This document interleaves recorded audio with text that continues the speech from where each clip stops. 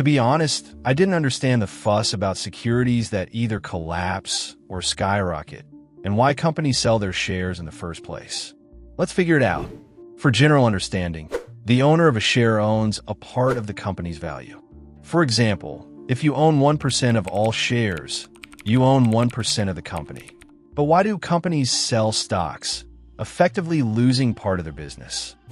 Let's imagine that you are a bold, aspiring entrepreneur who wants to start a company that will manufacture electric cars. You have already invested all your own money in research and development of car prototypes, and you don't have enough funds to build a factory. So you go to the bank and ask for a loan. But the bank, analyzing the riskiness of your business and your lack of assets that can be used as collateral for the loan, refuses to finance you. Then the only option is to issue shares. Unlike a loan, issuing shares does not require repayment or interest payments, which give companies more opportunities to raise funds when traditional banks typically require compliance with strict criteria that young companies often do not meet. In order to issue shares, our electric company must go public and list on the stock exchange. This is called an initial public offering, or IPO. When all the work is done, the day of the IPO arrives. The company's shares are sold on the so-called primary market to large funds and brokers. Our company receives money for all shares sold. After an IPO, shares become available to everyone, appear in brokerage apps, and begin trading on the stock exchange. From this point on, the company no longer receives money from the sale of shares. Investors receive it by reselling shares to each other. From now on, our company is required to publish quarterly financial reports to report all its profits, losses, investments, debts, and comply with the rules of the stock exchange and government regulators. It is not necessary to go public in order to issue shares. Private companies can sell their shares through private deals to private investors, retaining full control over the company's ownership and not being required to publish financial reports, but at the same time, they cannot issue shares on stock exchanges. SpaceX shares, for example, are owned by company employees and investment funds, so no one can simply buy SpaceX shares, while Tesla is a public company and anyone can buy its stocks. There are many different types of shares, depending on the conditions, but the main ones are two types: common shares and preferred shares. Common share owners can vote at shareholder meetings if they control a significant percentage of shares and receive dividends if the company pays them. Preferred shares provide fixed dividends as a percentage, but as a rule, they do not have voting rights. So why do people buy shares? Well, there are three main reasons: dividend income, resale income, and long-term investments. Large companies usually pay dividends quarterly. Coca-Cola is one of the most stable dividend payers.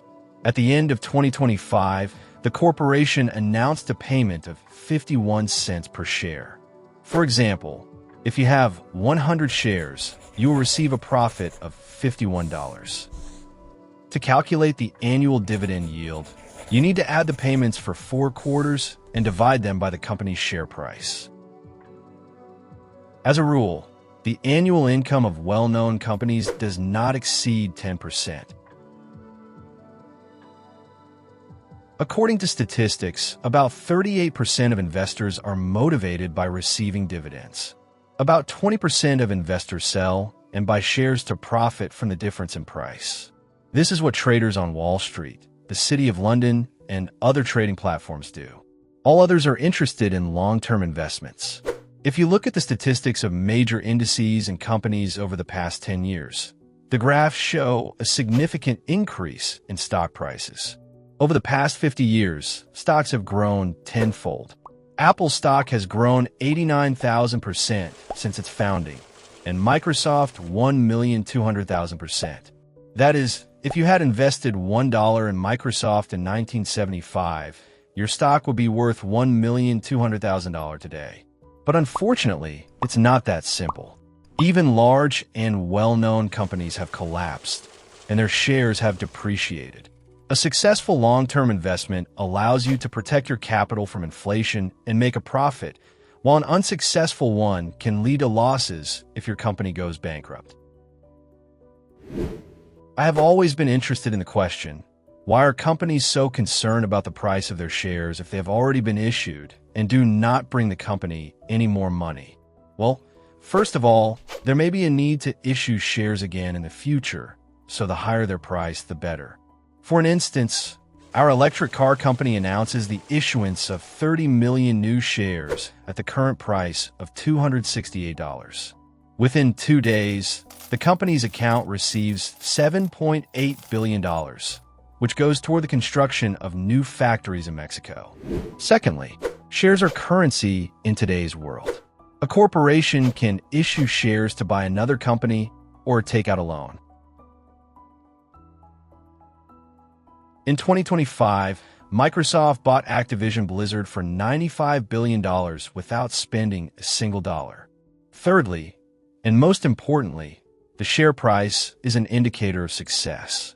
If a company is doing poorly, large banks and investors start selling shares. Everyone else, following the lead of the big players, also starts dumping shares. Fewer and fewer people believe in the company, and it becomes increasingly difficult for it to find money for financing.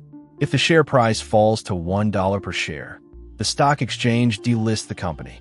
In addition, in large corporations, managers and workers are paid salaries largely in company shares. In 2024, Tesla paid $13 billion in shares to its employees, and the CEO's income is directly linked to their price. Sometimes, in order to raise the price of their shares or regain control, companies buy back their own stocks on the market. When new shares are issued, the price usually falls.